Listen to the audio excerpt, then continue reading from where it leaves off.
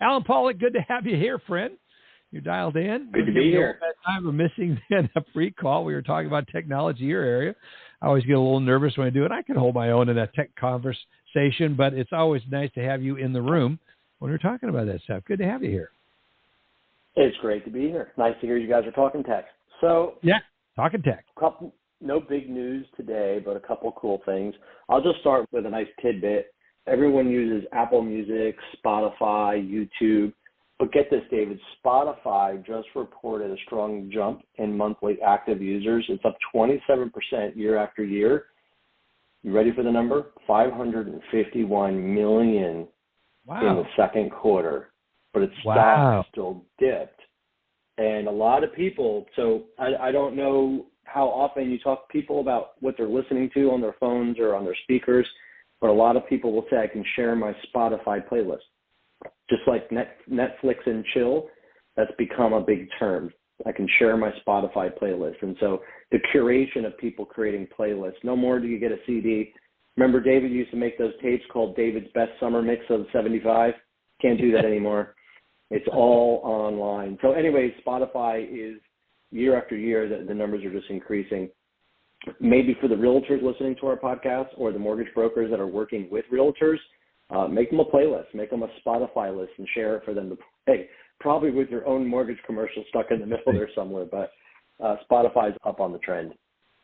That's really interesting because when you talk, and it's a shareable part of it, that's really the little new aspect about that's giving them such growth. That's really interesting. It goes to the whole concept of that which you share out, give away, is actually more powerful. That's very interesting. Yeah, I'm a Apple podcast guy, and I listen to Apple Music and Apple Podcasts, but staying in the Apple family. But I got to pay attention to that. That's really important. Sharing, be able to share. I just thought, David, as we're talking, what if you as a mortgage originator were to gift, right, to a real estate agent that you're friends with, and you created your own playlist that had your own commercial in the middle and it played during open homes. And that realtor, it subliminally is setting the mortgage commercial in the middle of the open house. And then obviously you get referred to potentially by the realtor. So who knows? But as David said earlier, rates are here to stay. And I've said this many times, and I know David, you and Mark and others, and maybe even David Kittle, my first house that I bought in the late 90s, early 2000s, 6.5%. That was my rate, and that was a fantastic rate. It was in the newspaper. My attorney circled it. He said, this is a great rate, call them. And that's how I got my first house. I don't think rates are really a problem. It's inventory and it's the education. But I'm not the mortgage expert as far as the origination marketing side. So let me walk you down a couple other great things. Okay, good. There's a company, David, called I can't tell if it's Ariel or Ariel, but get this. It's an AI tool for TRID compliance. It's a company out of LA. It's a no-code automation platform. And they've just unveiled a closing disclosure balancer. And basically, they take all the data, all the paperwork, the documents, and they verify everything for mortgage settlement. Check it out. It seems like a really cool platform. They also ensure compliance with the TIL, which for those of you that aren't sure what I just said, it's truth in lending, and you want to look at that. So that's something really cool. Then, David, I was reading, and we're going to continue today just briefly what I was talking about, vendor management, which is very interesting. You and David were talking about, right, what is the right tech stack? So we'll get to that in a moment. But Stratmore put out about a week ago or 2 weeks ago, I think it was this month, some information from their peer group roundtable program, some insights. And what they're stating based on these roundtables, they're saying the cost to originate a loan through the retail channel for all of their peer groups was $13,131 in 2022. And where did the money go? It went to fulfillment, which is processing, underwriting, closing, and other direct costs. And the average lender cost was about 22%. Sales, you ready?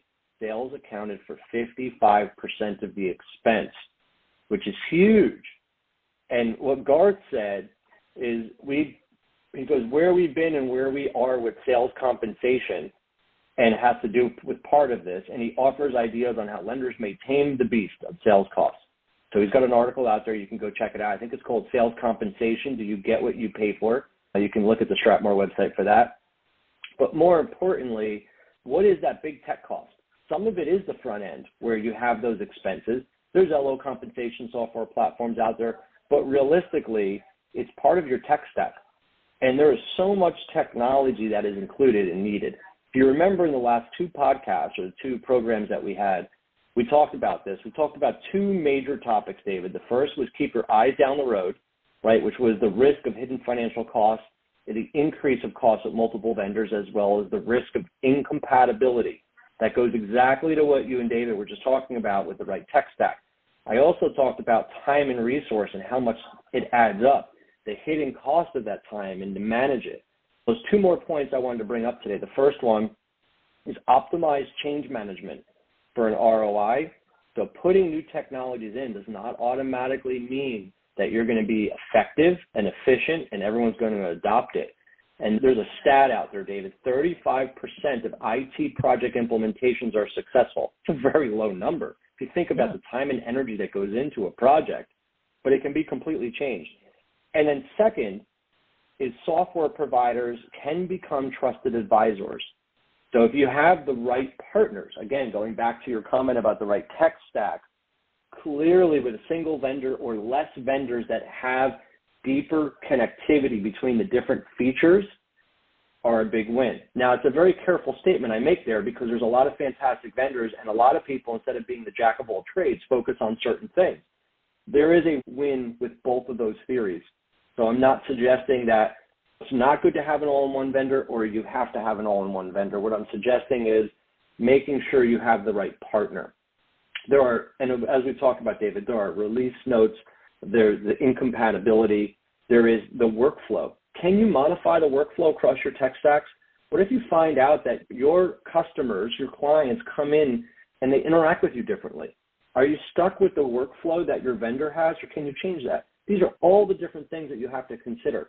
And I'm going to be honest, and this is a shameful plug, David, for TMC, but that's one of the reasons why people join TMC. They join because they want to be part of the community. They want to be part of those focus groups to understand how people are leveraging technology, who the right vendors are, the right partnerships. And obviously, we're at the Lykken on Lending podcast, we're part of another entity as well. But that's why people go to those locations. That's why David has put so much of his time, all these years that he's been part of TMC, is to build that trusted group. Second, David, is you've got to get together face-to-face and meet with your vendors. You can't do it all over the phone. There's nothing like a personal relationship. That's why we have these conferences. You don't have to go to every conference, but you need to sit down in a room and you need to be face-to-face. You need to talk about your strategy. You have to open up, and you have to figure out who your trusted partners are. Sometimes it's nothing more than contract negotiations.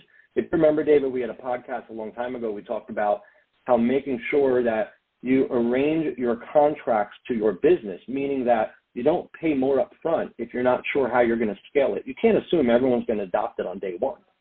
So how do you outfit your contract to make sure that the implementation and the training are to your benefit as the lender, and also there's skin in the game for the vendor, but at the same time, you're not uploading all your cash and then everything fails and then you're even more upset.